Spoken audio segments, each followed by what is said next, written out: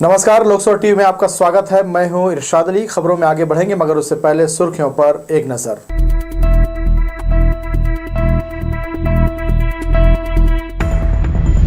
दूसरे चरण के मतदान के लिए चुनावी शोर थमा। अब डोर टू डोर जाकर प्रत्याशी कर सकेंगे प्रचार। सभी 6 विधानसभा सीटों में शांतिपूर्ण चुनाव कराने के लिए निर्वाचन अमला तैयार। जिला निर्वाचन अधिकारी ने कहा, सारी व्यवस्थाएं कर ली गई पूरी। मरवाही और कोटा विधानसभा क्षेत्र के दूरस्थ मतदान केंद्रों के लिए मतदान दलों को किया गया रवाना। नजदीक के केंद्रों में गुरुवार को भेजी जाएंगी पोलिंग पार्टियां।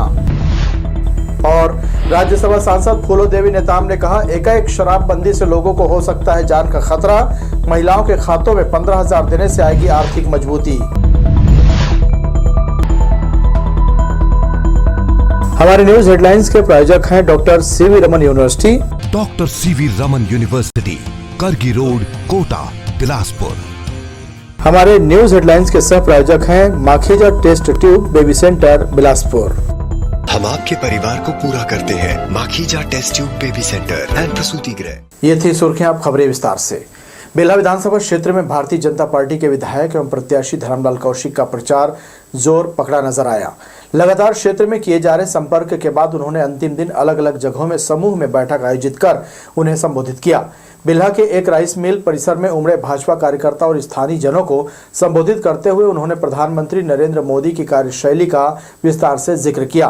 उन्होंने श्री मोदी के बचपन से लेकर प्रधानमंत्री बनने तक के सफर की जानकारी देते हुए बताया कि श्री मोदी गरीबों के हितों के बारे में सोचते हैं। यही कारण है कि एक छोटे से पद से लेकर प्रधानमंत्री पद तक वे पहुंचे हैं। उन्होंने क्षेत्र की जनता को भरोसा दिलाया कि प्रदेश में भाजपा की सरकार बनने के साथ ही आवास से वंचित लोगों के लिए बड़ा फैसला लिया जाएगा। आवासहीनों को मकान दिलाया जाएगा। यही नहीं, महिलाओं के लिए प्रत्येक महीने 12,000 रुपए, युवाओं को सरकारी नौकरी, किसानों को धान का बोनस, मजदूरों को भी लाभ के अलावा तमाम तरह के घोषणा पत्र में किए गए वायदों की जानकारी दी। प्रदेश के मुख्यमंत्री को उन्होंने लबरा बताया। मजदूरों से उन्होंने भरोसा लिया कि किसी दूसरे के झांसे में वे ना आए। भारतीय जनता पार्टी के पक्ष में वोट देने के अलावा दूसरों को भी इसके लिए समझाने और प्रेरित करने को कहा।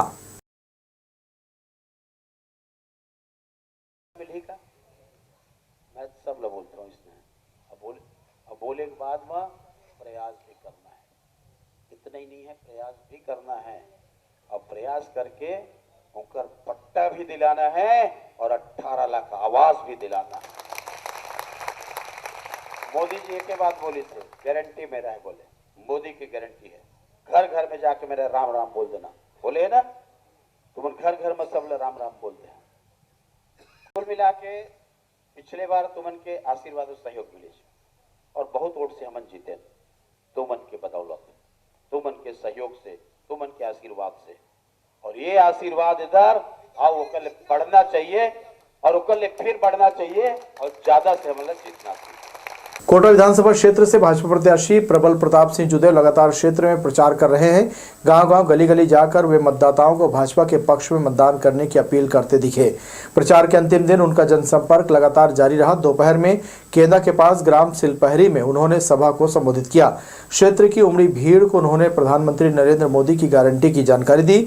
गाँव के लोगों को बताया कि प्रधानमंत्री ने आश्वासन दिया है कि छत्तीसगढ़ में भाजपा की सरकार बनने के बाद तेजी से प्रदेश में विकास किया जाएगा। महिलाओं के खाते में हर महीने 1,000 रुपए भेजा जाएगा। इसी तरह उन्होंने घोषणा पत्र में जारी विभिन्न योजनाओं की जानकारी भी दी।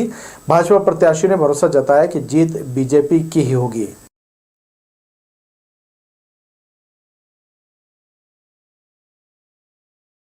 मैं तो मानता हूं कि पूरे क्षेत्र में कहीं भी ठोस विकास का कार्य नहीं हुआ है।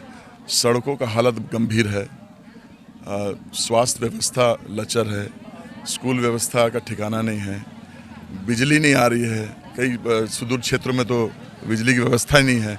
जो वादे कांग्रेस ने किए थे वो पूरा नहीं हो रहा। अनाप शनाप बिल करके परेशान को किया जा रहा है और युवाओं को नौकरी नहीं मिल रही है। पेंशन तक बंद कर दिया बुजुर्गों का। हमारी महिलाओं को सम्मान नहीं मिल रहा है। और मेन जो है यहाँ का जो हमारे मोदी जी का जो आवास योजना था उसको कांग्रेस सरकार ने रोक दिया। उससे लोग बहुत आक्रोशित हैं। 25 वर्ष पहले के विधानसभा चुनाव के समय के बच्चों की टोली अब युवा मतदाता के रूप में अपनी उपस्थिति दर्ज करा चुकी है।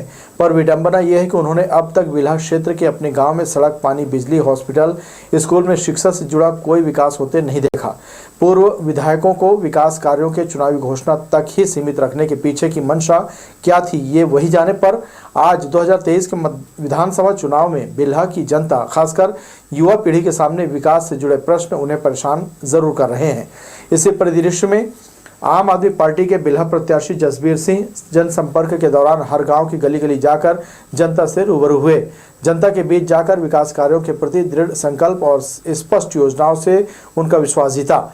महिला, पुरुष, युवा व वृद्ध मतदाताओं से मिला प्रचंड समर्थन इस बात का प्रमाण है कि जनता में किसी पार्टी से ज्यादा उसके इरादों व कार्य करने की क्षमता से बदलाव लाने वाले प्रत्याशी को चुनने का संकल्प है। विकास के कार्यों में जसबीर सिंह ने रेलवे ओवरब्रिज, औद्योगिक क्षेत्रों के विकास, स्थानीय उद्योगों में लोगों को रोजगार, बेहतर स्वास्थ्य सुविधाओं, महिलाओं व युवाओं के लिए रोजगार प्रशिक्षण, मुफ्त बिजली जैसे मुद्दों को पूर्ण करने का भरोसा जनता को दिखाया है।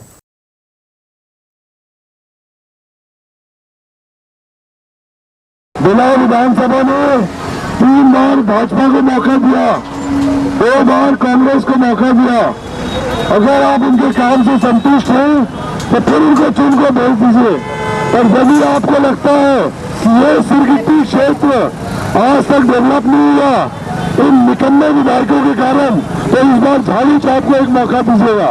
आम आदमी पार्टी बिल्हा ने इस बार मुझे मौका दिया। उसने आपने आम आदमी पार्टी का काम दिल्ली में देखा है, पंजाब में देखा है। अगर आपको उनका काम पसंद आए तो बिल्हा में भी एक मौका दीजिए झाड़ू छाप को। पूर्व मंत्री और भाजपा प्रत्याशी अमर अग्रवाल ने चुनाव प्रचार के अंतिम दिन बिलासपुर में बाइक रैली कर नगरवासियों से समर्थन देने अपील की। पार्टी के युवा सदस्यों ने जन समर्थन यात्रा में उत्साह भर दिया। तोरवा चौक से शुरू हुई रैली का पूरे नगर में भ्रमण कराया गया।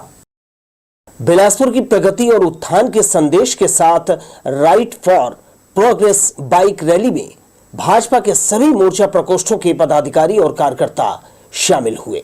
युवाओं की अगुवाई में पूर्व मंत्री और भाजपा प्रत्याशी अमर अग्रवाल खुली कार में सवार थे। उन्होंने नगरवासियों का अभिवादन कर उनसे समर्थन मांगा।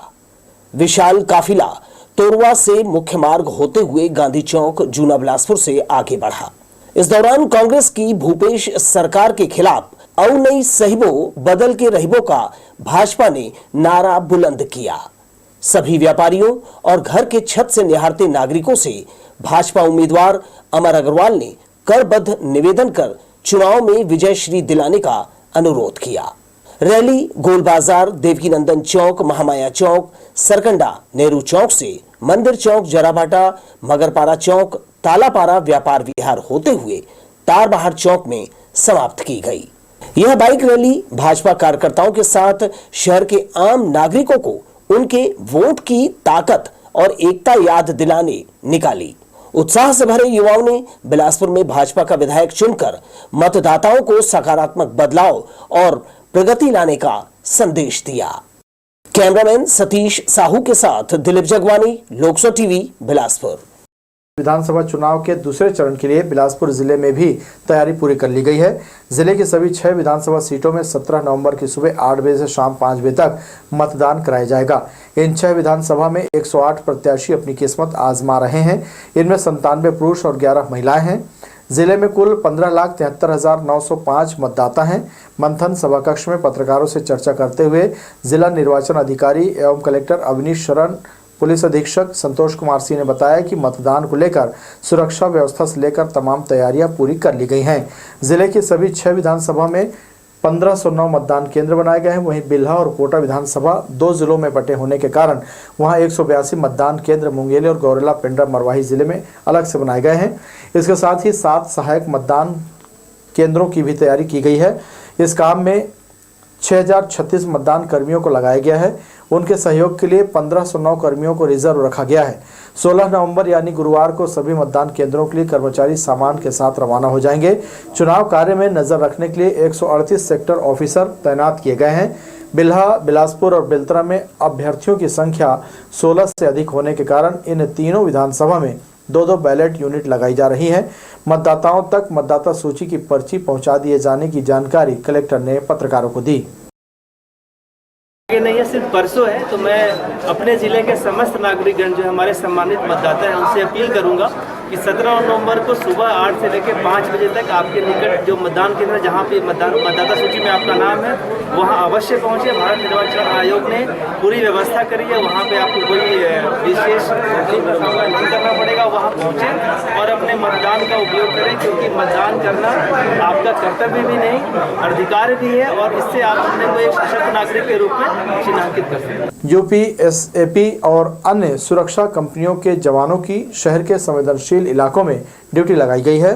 चुनावी बिगुल थमते ही अब निर्वाचन के कार्य को शांतिपूर्ण तरीके से संपन्न कराने की जिम्मेदारी इन सुरक्षा कर्मियों के भरोसे है। बुधवार से सभी टुकड़ियों को अलग अलग टीम बनाकर थाना क्षेत्रों में विभाजन किया गया। कंट्रोल रूम और थाना क्षेत्रों से सूचना मिलते ही यह टीम त्वरित कार्रवाई करेगी। मतदान केंद्रों की सुरक्षा और क्षेत्र में शांति व्यवस्था के लिए सभी थाना क्षेत्रों में क्यूआरटी टीम रवाना किया गया है। जिले के 21 थानों में 500 अधिकारी और जवानों की ड्यूटी लगाई गई है। 5 सेक्शन में टीम को बांटा गया है, जो सूचना मिलते ही क्विक रिस्पांस देगी। चुनावी शोर थमने के बाद अब सभी मतदान केंद्रों में क्यूआरटी की टीम भेजी जा रही। जो 21 थाना, जो हमारे ज़िले में 21 थाना है, वहाँ पे क्यूआरटी की टीम लगाई गई है। लगभग 500 अधिकारियों की ड्यूटी क्यूआरटी टीम में लगाई गई, जो तत्काल रिस्पांस करेंगे। किसी भी प्रकार की सूचना, गड़बड़ी या किसी भी प्रकार की शिकायतें मिलने पर यह टीम तत्काल रिस्पांस करेगी। हम आपको बता दें, बीएसएफ, क्यूआरटी और उत्तर प्रदेश से आई पुलिस के जवानों की जो टीम है वो लगातार सुरक्षा व्यवस्था में लगाई गई है। यहाँ पे आप पुलिस ग्राउंड में देख सकते हैं कि बसों के माध्यम से सभी 21 थाना क्षेत्रों में ये टीमों को भेजा जा रहा है। सभी थानों के लिए क्यूआरटी टीम बनाई गई है और एसडीओपी साहबों के लिए एसडीओपी रिजर्व, जो आसपास के एरिया को, अपने क्षेत्र को नियंत्रण में रखेंगे और जो भी विपरीत स्थिति बनेगी उसको अपने नियंत्रण में कंट्रोल करने का कार्य करेंगे। उसको 5 सेक्शन में इन टीमों को डिवाइड किया गया है और ये जो टीम है वो तत्काल रिस्पांस करेंगी। इस टीम का नाम क्यूआरटी है, जो क्विक रिस्पांस टीम इसका नाम दिया गया है। कैमरा पर्सन राजा खान के साथ आशीष मौर्य, लोकसभा टीवी, बिलासपुर। बिलासपुर जिले के मतदान दलों को रवाना किया जा रहा है। 17 नवंबर को छत्तीसगढ़ विधानसभा चुनाव के लिए दूसरे चरण का मतदान होना है। कोनी स्थित अटल बिहारी वाजपेयी विश्वविद्यालय परिसर से मतदान दलों को बसों के जरिए रवाना किया गया। बिलासपुर जिले के अंतर्गत मरवाही और कोटा विधानसभा क्षेत्र के लिए 700 निर्वाचन सदस्यों को भेज दिया गया है, जिससे एक दिन पूर्व तैयारियां पूरी की जा सकें। 17 नवंबर सुबह 8 बजे से मतदान शुरू होगा। 17 नवंबर को होने वाले मतदान को लेकर अधिकारियों की मीटिंग लगातार जारी है। समय की महत्ता को देखते हुए वर्चुअल मीटिंग भी ली जा रही है। बुधवार को एसपी संतोष कुमार सिंह ने जिले के सभी थानेदारों को राजपत्रित अधिकारियों की ऑनलाइन मीटिंग ली और चुनाव संबंधित दिशा निर्देश दिए। एसपी ने मतदान केंद्रों की सुरक्षा व्यवस्था और क्षेत्र में सघन पेट्रोलिंग करने कहा। साथ ही मतदान के कार्यों में व्यवधान पैदा करने वालों के खिलाफ कार्रवाई के निर्देश दिए। वहीं चुनाव ड्यूटी में लगे अधिकारी और जवानों को किसी भी प्रकार की समस्या होने पर तत्काल नोडल अधिकारियों से चर्चा करने कहा गया। निष्पक्ष चुनाव के लिए व्यवस्था बनाने भी निर्देश दिए गए। सरकंडा पुलिस ने 2 युवकों के खिलाफ आर्म्स एक्ट की कार्रवाई की है। चिंगराजपारा का रहने वाला संतोष गंधर्व और निखिल पटेल अलग अलग क्षेत्र में तलवार लहराकर आने जाने वाले लोगों को डरा धमका रहे थे। पुलिस ने आरोपी निखिल को चिंगराजपारा हनुमान मंदिर के पास से, तो वहीं संतोष गंधर्व को कुंदरूबाड़ी से गिरफ्तार किया है। दोनों के खिलाफ आर्म्स एक्ट की कार्रवाई की गई है। बढ़ेंगे अहम खबरों की ओर, मगर उससे पहले सुर्खियों पर एक नजर।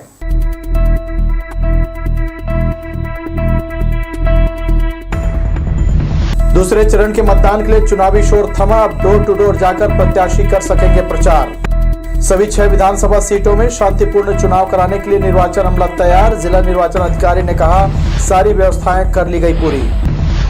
मरवाही और कोटा विधानसभा क्षेत्र के दूरस्थ मतदान केंद्रों के लिए मतदान दलों को किया गया रवाना।